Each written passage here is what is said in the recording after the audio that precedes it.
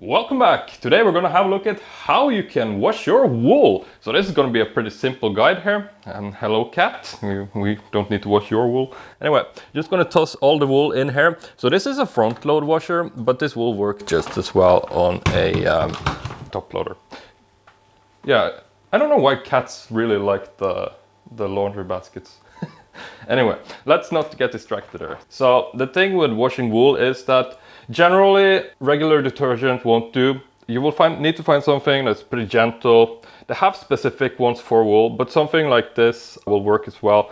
So this is pretty pH neutral, that's important. Also look for something that's gentle, like if you have something made for children, that will work extremely well as well. So what we're going to do here, simply pop open the cap here. And we're going to fill it up. I usually find that half the recommended dosage is more than enough.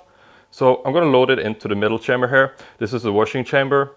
Now, one thing to note when you're washing wool is that you should not be using fabric softener.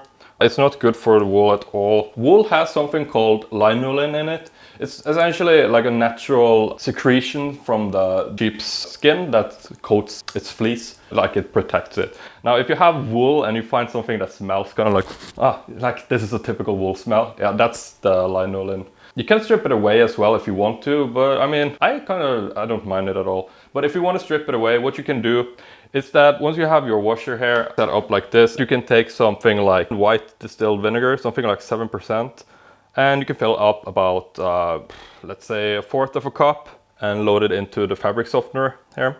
Now that's going to pretty much eliminate the natural wool smell. So for top loaders, it's pretty much the same in that once you've loaded up your washer, fill it with water, put in your detergent.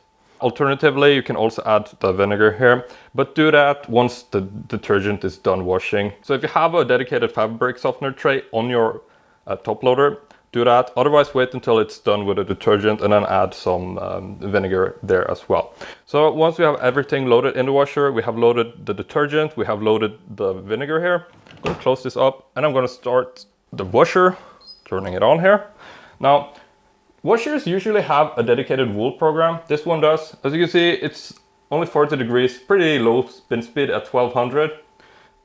About an hour long program. Now, this wool program is especially dedicated for wool in that it doesn't agitate the wool as much. As you know, wool is pretty, we're using the gentle detergent here and we're using the gentle cycle.